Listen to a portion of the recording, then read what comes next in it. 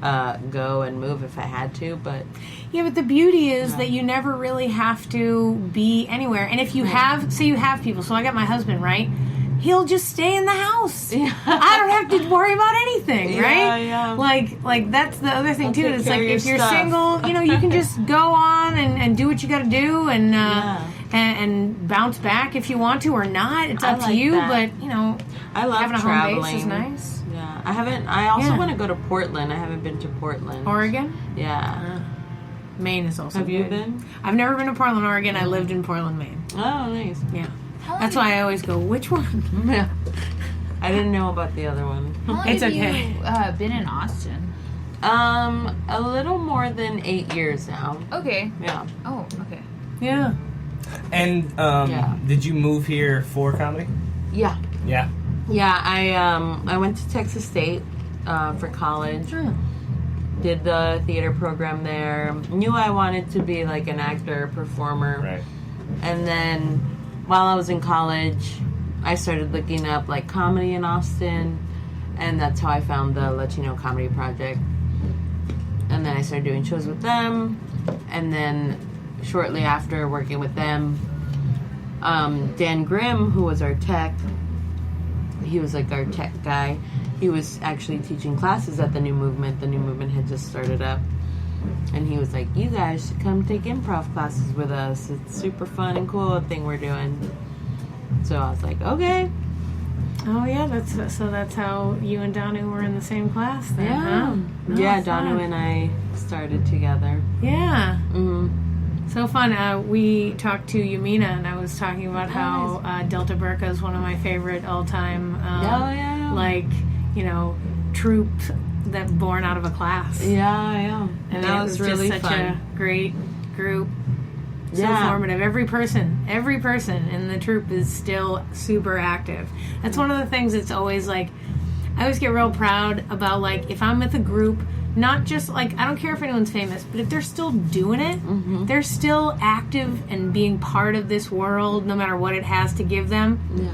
I like them. They're the best ones. They're still alive. Because they're trying. They're still, beating down the door. It was so weird how, like, I actually didn't know that Danu was, like one of the OGs. Yeah. Because we did, like, when I started doing Neighborhood with you, she was doing it. And I remember, like, working with her and stuff. And just, like, talking to her, that was just never something, like, we talked about. But she just liked having conversations, and it was just really cool. And I was just, like, recently, I've seen stuff you've posted, and it's like, hey, look at Danu. That's crazy. I didn't know that she was, like, kind of making a circle, like, she was coming back to the theater as opposed to one of the new guys. Like, that was how approachable she was. It's funny how that is when people come back around that haven't been around for a little while, and then other people are like, oh, wow, this person is new and exciting. Very popular. Like, they're around. Yeah. Like, how do they immediately get invited to all the parties? It's like, oh, they've known them for 6 years. Yeah. I remember that happened I had that same thought process with Yumina. Because whenever I started, I think it's when she had come back from New York. And I think I was waiting in the lobby, and she was also in the lobby, and I think I said hey to her or something, and I think I had asked her like what she was there for, and I remember, I'm more than likely wrong, I remember her saying like a class. I remember thinking, oh, that's cool, and I thought like she was take the class. Yeah, I thought she was new. And obviously completely wrong, but I was just like, oh, that's cool. And then we just talked. And anytime I saw her, it was just like, oh, hey, what's up? Yeah. And then I think just like over time, like, oh, got it. Yeah. So, I guess, have you seen like a lot of people go and come back, or is it a relatively small group? Yeah, I'd say a small group. I'd say Yamina came back, and maybe just her. I mean, I guess technically Danu, because she went off and did her gigs and then would come back, and she'll be back and forth here and there. There's also people that like went off to New Orleans, like half of Delta Burka, half of they live in New Vanessa's Orleans class, now. went to New Orleans, like Britt Wright, Mike Breeze, Michael Domingue. Yeah. How do you feel about New Orleans? Like, does New Orleans, like... I mean, because I got to Austin, and I was just like, this is... Yep, nailed it. Because it was a real shot in the dark for me. I just moved and just hoped where I landed was going to work. And I was like, for many years, just really enjoyed it. And then I went to Hell Yes Fest last year, and I was like, shit. Yeah, shit, I know. New Orleans. It's so good. Yeah. I think that's how everyone feels. Yeah. And it's like, and it's the same, like, I feel like if I were to move somewhere, I would probably pick New Orleans, you know, because it's like, it's the same kind of vibe. I'm like, we're not weird. Austin's not weird. New Orleans is weird and fun, and they have like live music. I'm like, no, they're the thing. Yeah. It's true. It's so great though, and it's the city's just so full of like arts and performing, and it's just so great. Yeah, it's like Austin and New Orleans are like sister cities, but Austin's like the slightly louder, lamer sister. Yeah. You know, like look at all my tattoos I got. Aren't I cool? I'm weird. I have not a only duck that- on my butt. Listen to me. Not on the whole.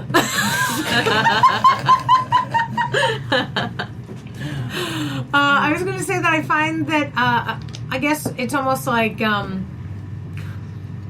can't even remember the name of this movie, so I'm not even going to make the reference. It's the Bette Midler movie that I have in my head. Beaches. Nope. Dirty Wives, or First Wives Club. Nope. Dirty Wives. That's what he was saying. Yeah. That's a different Bette movie. Midler did it for me. And that's a whole other thing. No.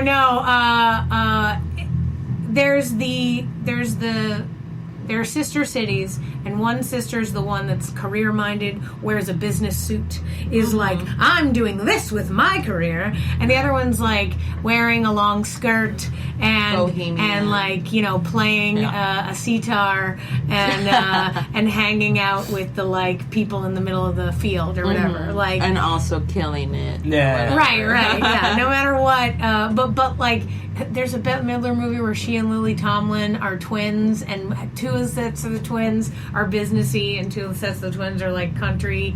Big Business, I think is what it's called. I love the fact. I was like, we don't look it up so that when people listen, they get super annoyed because we're giving incorrect information. We didn't look up how many Rhode Islands can fit in Texas.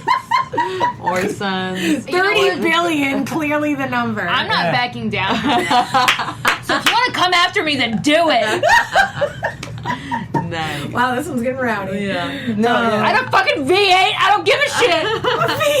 V8. I thought you guys said she was quiet. She's recently coming into her own. She's very aggressive. Oh, great. She came into her own on this episode. I can't do that thing that you did. I don't know. No, yeah. Oh, when you were single? Single and ready to mingle. The ready to mingle dance is That's Amy. something I wanted to acknowledge to the microphone. I was like, laughed. microphone, it means I'm shaking my boobs. I don't know why that's weird. You know the ready or to mingle difficult. dance. It's not weird. It's just I can't do it. So I admire you for doing it. You can do it. I mean, like, technically, but I... When you get tattoos that decorate your breasts, you have a tendency to know how to shake them around. Yeah. Yeah, there's like a second shake that happens at the rib cage because like your shoulders are doing one thing. Like, and then Wendell your can do middle- it. Yeah. If Wendell has I have breasts, the only tattoo I have is a booby tattoo, so like I'm right there with you on that. What's yours? a booby tattoo? It's a comic book. It starts here. It's a boob. Yeah, it's a booby tattoo. Yeah. No, I mean it's not a tattoo of a booby. I That was that one boob. I thought that's what it was, I was gonna like, be. nice. Just a set of tits Comic on book his tattoo that chest. just runs all the way up. Oh, cool. And it's so right. funny because like I got it here because I'm not really one to just rip my shirt off all the time. So this is a tattoo for for me. you. Yeah, Yeah, like that's good. most girls don't find out about it until like we're getting romantic. That's normally derobe, where it is. and Yeah, they're like, yeah. "What?" That's exactly. I'm always wearing a robe, Delia. How did you know that? That's so weird. Because you look like a robe wearing motherfucker. I gotta be honest, I'm surprised you're not wearing a robe more often. Hey, You should wear a I robe left it and at the theater. slippers I left it at the theater for because I the figured. podcast. You know, because that's where I'm my most comfortable. Like I'm like Roy. I just leave my robes at the theater, just in my pipes and my fezzes. Like sorting through. I wish we had like I wish the entire thing was just with the clothing rack was just filled with robes. Like Right. that's all we had at the theater. Every scene needed a robe. Just a bunch of and just a whole shelf of we would brandy definitely snippers. be a cult. If everyone has a robe on. That's like the only thing we're missing. Oh my god, that's so funny. Yeah. We have a newly freed up robe for you. Don't mind the blood. Yeah. Lots of stains. Oh my god, so funny. So I'm going to bring us back to our conversation about like New Orleans and Austin, and where you think you're going, or the idea that if you moved, that would be it. Yeah. So my question is kind of like, what do you think you're like working on next? What's your like next big goal in your life? These past 2 years, I've been doing a lot more stand-up, which has been going really well. So I want to keep working on that. I definitely want to do another solo show at some point. But right now, my next thing is I'd like to take my solo shows that I have done and make them into a web series. Great. So kind of like sketchy mixed with, my first 2 were sketch shows, and then my third one was like a storytelling show. So kind of like a mix of those 3, like having sketches in between real life stuff. Nice. Right on. That sounds great. Yeah, that's what I want to cook up soon, and then keep doing stand-up. Stand-up is always scary for me, but it's fun to do. Like, I like the challenge of it. And then I'm also coming back around and like loving improv more every time I do it. Like, I get to do it every week with Michael still, which is fun, and every time we do it, I'm like, yeah, that feels so good. And like, just, I don't know, my passion for it is coming back around, because I started with it, and I was like, when I started improv, I was like, this is it, I'm in love, I love this is so great. Then we started getting into sketch, then kind of like delved into that. I'm like, oh, this, I love this. Then we did stand up, and I'm like, oh, this is fun, and then kind of jumping back to improv now is great. Oh, that's funny. Yeah. I wonder if that'll help when you do the filming, actually, because there's been a lot of talk recently of, using improv in films, and not in the dumb way that they do in auditions where you have to say the same lines, but then they go like, hey, just improvise if that's what you want to do. And you're But like, say these words. But these words, these are the words I have to say. You're like, okay, great. But more in the like, almost Christopher Guest, like let him talk for a little while kind of scenario. What are your thoughts on that for your filming process? Oh, that definitely, like, when I think of filming that and like the characters and stuff, that's what I want to do, is just kind of like, okay, now let's just fuck around with these, and play and dig more into it, Yeah, totally. Yeah. You know what I was thinking? Did you ever do the? Remember CJ did that like a character a day thing? Is that like a specific exercise that many people do? Because I saw a few other, but I thought maybe it was a New Orleans thing. Oh no, yeah. See, if you ever have a chance, you should check those out. They're still on his YouTube page. Like, he did it twice, so there's like 2 rounds of their character a day bits, and like I think it was the first time he did it. I stayed with him. We were doing the training camp, so I stayed with him in New Orleans. Oh yeah. And these are like 1-minute videos, so I'm thinking, you turn on the camera and just kind of go fly. Like, no, that's not how he works. His process was like, I'm gonna spend hours like crafting this character and then filming it for 1 minute. For his character a day. Like, he would really, really like dig into something and like try things out, voices, wigs, and then like trying to find a game with it all. And I was just like, damn, this is a lot of work you're putting into. But they were all great. Like, so many came out of that. Oh, interesting. The reason why I brought it up is I wondered if you had done any sort of similar thing to prepare, because you have so many characters. If it's more of a like sort of an exercise that where you create them or how they come to you? I mean, I definitely I do my writing every day. Like I do my my exercises and and like my pages, but I don't know if I'd want to